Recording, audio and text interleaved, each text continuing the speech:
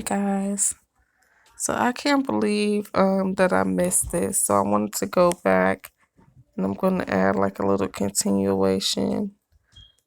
Um so yeah, remember we were reading this on the last video and I said that Jainism sound like Judaism. And if I would have just kept reading down, it's right there. So it says, in Buddhism and Jainism arose, early political consolidations took place under the Maya and Gupta empires that later peninsula and middle kingdoms influenced cultures as far as Southeast Asia. In the medieval area, Judaism, Zoroastrianism, Christianity, and Islam arrived, and Sikhism emerged, all adding to the region's diverse culture.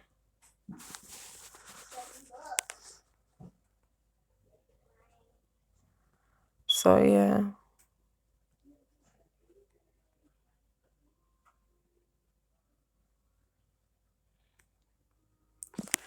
But if we click on Sikhism, Sikhism emerged. It means a disciple or learner. Is a religion that originated in the Punjab region of the Indian subcontinent about the end of the 15th century.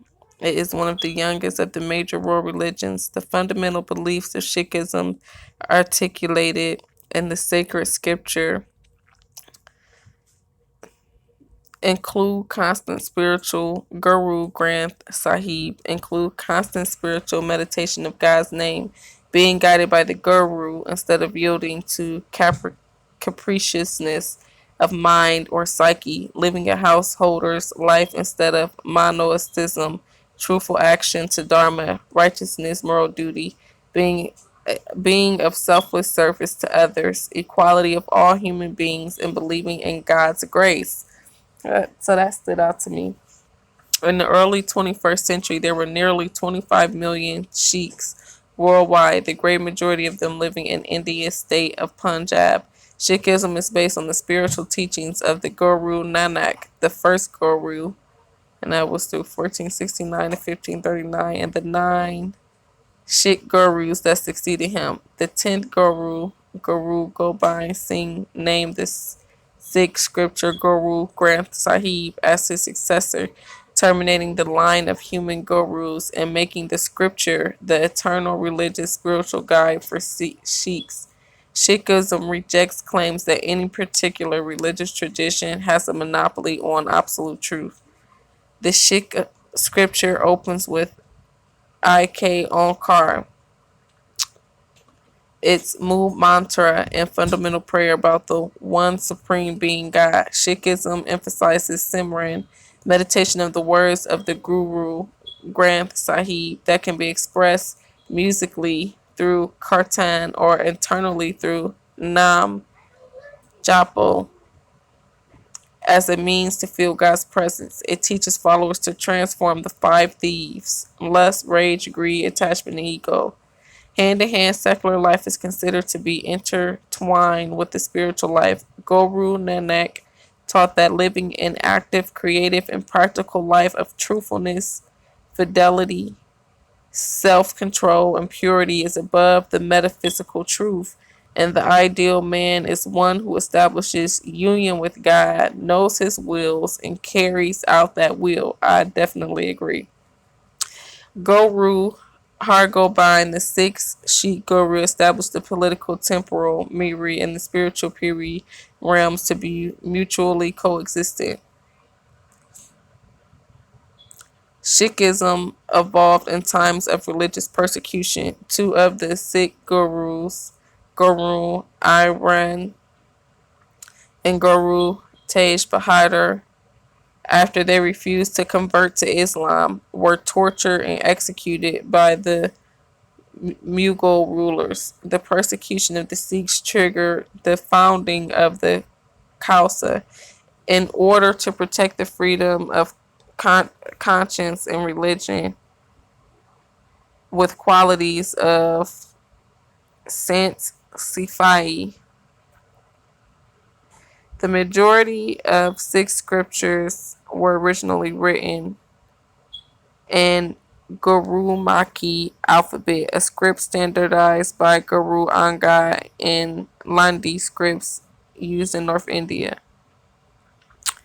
But look at the teachings to say any human being who faithfully believes in one immortal being, 10 gurus, the utterance and teachings of the 10 gurus, the baptism bequeathed by the 10th guru, and who does not owe allegiance to any other religion.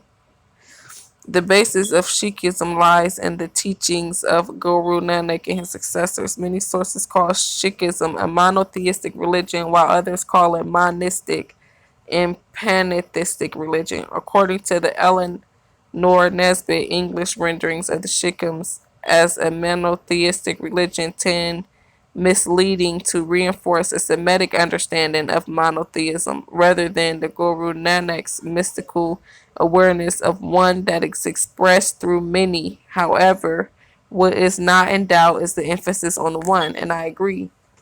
Our God is one who is expressed through many. And that's clearly stated in scripture, and it also says that there are three that bear record in heaven, but these three are one. So, we know that. But yeah, I just wanted to let y'all see a little bit more of that. Yeah, their concept of God, supreme reality, spirit, which is taken to mean God. The spirit has no gender. It's beyond time and space, without form, etc. But then y'all look at this, because after I had finished that video, I have found these Siddhist people.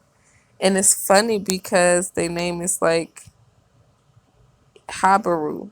It's Habiru, but it sounds like, it's close to Hebrew.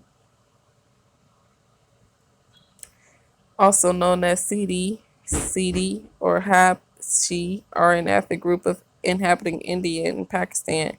Members are descended from the Bantu peoples of the African Great Lakes region. Some were merchants, sellers, indentured servants, slaves, and mercenaries.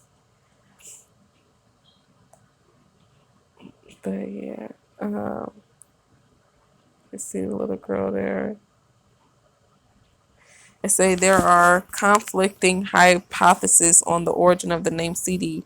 One theory is that the word derives from sahibi, an Arabic term of respect in North Africa, similar to the word sahib in modern India and Pakistan. A second theory is that the term Sidi is derived from the title borne by the captains of the Arab vessels that first brought Sidi settlers to India. These captains were known as Sayyid. Similarly, another term for cities, Habshi, is held to be derived from the common name for the captains of the Abyssinians, ships that also first delivered city slaves to the subcontinent. Cities are also sometimes referred to as Afro-Indians. Cities were referred to as Zanji by Arabs. In China, various transcripts of this Arabic word were used, including Zinji. Go. Okay, go. Man, go in you. Several other followers with the first Arab Islamic invasions of the subcontinent in 1712 AD. The later group are believed to have been soldiers with Muhammad bin Qasim's Arab army and were called Zanjis.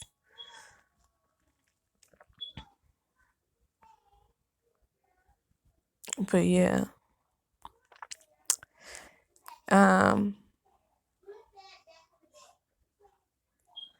Yeah, so you guys kind of get what I'm saying. And these are African Indian people. As I was explaining to you guys that we are African and Indian, you take a look at some images on here. Yes, guys, but I have to end this video because my kids are yelling and they're about to get in trouble. But yeah, if you want to go look at these pictures, feel free. You can see the these African Indian people.